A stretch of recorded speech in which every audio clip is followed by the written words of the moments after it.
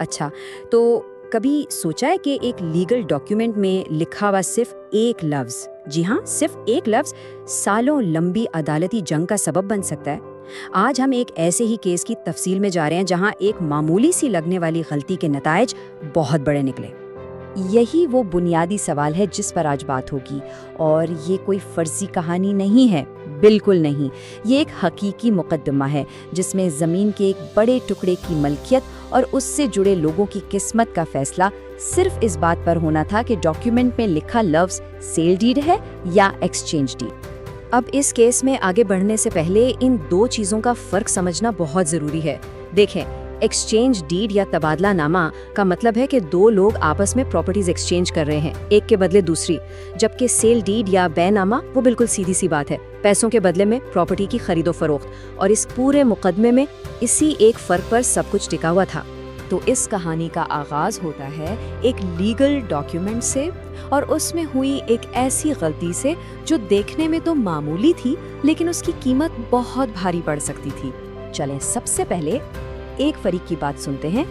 ये हैं दरखास्त गुजार। उनका मौक़िफ़ सीधा सा था। उन्होंने अदालत से दरखास्त की कि उन्हें अपने डॉक्यूमेंट में एक लफ्ज़ ठीक करने की इजाज़त दी जाए, क्योंकि उनके मुताबिक ये सिर्फ एक अनजाने में हुई गलती थी।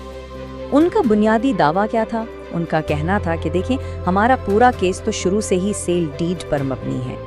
डॉक्यूमेंट में जहाँ जहाँ एक्सचेंज डीड लिखा गया है वो सिर्फ और सिर्फ एक क्लर्क की अनजाने में की गई टाइपिंग की गलती है, बस। तो उनके दलाइल का खुलासा ये था। पहली बात, उनका पूरा केस ही सेल डीड नंबर 16174 पर खड़ा है। दूसरी बात, वो इस तरमीम से कोई नया केस शुरू नहीं कर रहे। तीसरा, वो सिर्फ एक गलत लफ्ज़ को ठीक करना चाहते हैं। और आखिरी बात, उनका मकसद सिर्फ ये है कि केस की असल हकीकत सामने आ सके, ताकि अदालत एक मामूली टाइप की गलती में उलझने के बजाय असल मसले पर तवज्जो दे। लेकिन कहानी का दूसरा रुख भी था। मुकाबिल फरीक यानी मुद्दा लिहान इस मामले को बिल्कुल अलग नज़र से देख रहे थे। उनके लिए ये कोई अनजाने में हुई गलती नहीं थी, बल्कि एक सोची समझी चाल थी अपनी बात को बदलने की। और उनकी सबसे मजबूत दलील थी इस केस की टाइमलाइन। जरा इस पर गौर करें। 2013 में असल मुकदमा शुरू हुआ, फिर 2016 में इन्हीं दरखास्त गुजारों ने इसी एक्सचेंज डीड को मनसूख करवाने के लिए एक अलग से केस फाइल किया। 2018 में वो केस खारिज हो गया। फिर 2019 में उनकी अपील भी मुस्तरद हो गई, और अब इतने साल बाद वो कह रहे हैं कि ये एक्सचेंज डीड तो सिर्फ एक टाइपिंग की गलती थी। तो सवाल ये उठता है कि अगर ये सिर्फ एक टाइपो था तो इसको मनसूख करवाने के लिए सालों तक एक अलग अदालती जंग क्यों लड़ी? और नीचे की अदालत ने मुद्दा लिहान के बाद से इत्तेफाक किया। उनका फैसला बिल्कुल साफ था। उन्होंने कहा कि ये जो तरमीम मांगी जा रही है, इससे फरीकैन का पूरा मौक़िफ़ और दावा ही बदल जाएगा। ये सिर्फ एक लफ्ज़ की दुरुस्तगी नहीं, ये तो केस की बुनियाद ही बदलने वाली बात है। तो नतीजा ये निकला कि दो निचली अदालतों ने ये दरख्वास्त मुस्तरद कर दी। उनका कहना था कि तरमीम की इजाज़त देना लापरवाही या गफलत का इनाम नहीं हो सकता। मतलब साफ था कि दरख्वास्त गुजार ये लड़ाई 2 बार हार चुके थे, इससे पहले कि वो हाई कोर्ट का दरवाज़ा खटखटाते। तो अब सवाल ये था कि जब दो फरीकों की कहानियाँ इतनी मुख्तलिफ हों तो अदालत फैसला कैसे करती है? खैर, अदालत अंदाज़ों पर काम नहीं करती, बल्कि वो कानून के एक मखसूस उसूल को देखती है। एक ऐसा उसूल जो बिल्कुल ऐसी ही सूरत हाल के लिए बनाया गया है। ये कानून है ऑर्डर VI रूल 17 CPC। सीधे अल्फाज में ये कानून अदालत को इख्तियार देता है कि वो केस के किसी भी मरहले पे फरीकैन को अपने डॉक्यूमेंट्स में तरमीम करने की इजाज़त दे सके। और इसका मकसद क्या है? मकसद ये है कि इंसाफ हो और केस का फैसला हकीकी मसले पर हो, ना कि छोटी मोटी टेक्निकल गलतियों की वजह से केस खराब हो जाए। लेकिन इस तरमीम की इजाज़त देने के लिए कुछ शराइत हैं। अदालत को देखना होता है कि पहले बात, क्या यह तरमीम केस के असल मसले को समझने के लिए ज़रूरी है? दूसरा, कहीं इससे बिल्कुल ही एक नया केस तो नहीं बन रहा? और तीसरा और सबसे अहम, क्या इससे दूसरे फरीक के साथ कोई नाइंसाफ़ी तो नहीं होगी? ये एक बहुत एहतियात वाला काम है। तो 2 अदालतों से मुस्तरद होने के बाद मामला पहुंचा हाई कोर्ट। अब यहाँ फैसला होना था। जज के सामने सारे दलाइल थे, कानून था और एक बुनियादी सवाल था। ये एक मासूमाना गलती थी یا ایک سوچی سمجھی حکمت عملی؟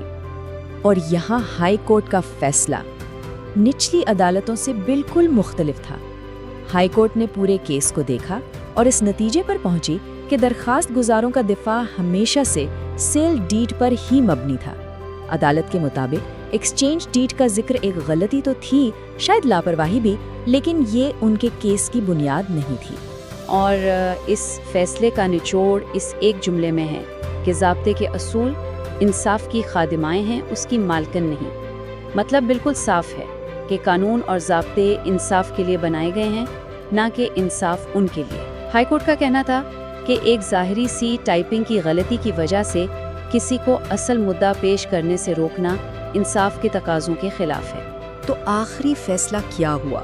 ترمیم کی اجازت دے دی گئی، نچلی عدالتوں کے احکامات کو کال عدم قرار دے دیا گیا، لیکن ایک شرط کے ساتھ۔ درخواست گزاروں کو اپنی غلطی کی قیمت ادا کرنی تھی، اور وہ قیمت تھی 10,000 روپے کا ہرجانہ جو دوسرے فریق کو دینا تھا۔ اور یہ 10,000 روپے اس ایک ٹائپو کی قیمت تھی۔ یہ تفصیل بہت دلچسپ ہے۔ عدالت نے انصاف کا راستہ تو کھول دیا، لیکن لاپرواہی کو نظر انداز نہیں کیا۔ یہ ہرجانہ اس بات کا اشارہ تھا کہ ہاں، غلطی ہوئی تھی، اور اس غلطی کی وجہ سے دوسرے فریق کو پریشانی ہوئی اور کیس میں دیر ہوئی۔ اور یہ کیس ہمیں ایک بہت بڑے سوال کے سامنے لا کر کھڑا کر دیتا ہے۔ انصاف کی خاطر قوانین میں لچک کب دکھانی چاہیے؟ یہ مقدمہ صرف سیل ڈیڈ اور ایکسچینج ڈیڈ کی جنگ نہیں تھی۔ یہ قانون کے ایک بنیادی فلسفے کے بارے میں تھا کہ کب قوانین پر سختی سے عمل کرنا ضروری ہے اور کب انصاف کے بڑے مقصد کے لیے انہیں نرمی سے دیکھنا چاہیے۔ اس معاملے میں عدالت نے یہ فیصلہ کیا کہ حقیقت تک پہنچنا ایک ٹائپنگ کی غلطی پر سزا دینے سے کہیں زیادہ اہم ہے۔ Legal Bridge LLP, your bridge to justice. Protecting your future every legal step of the way. Contact us today.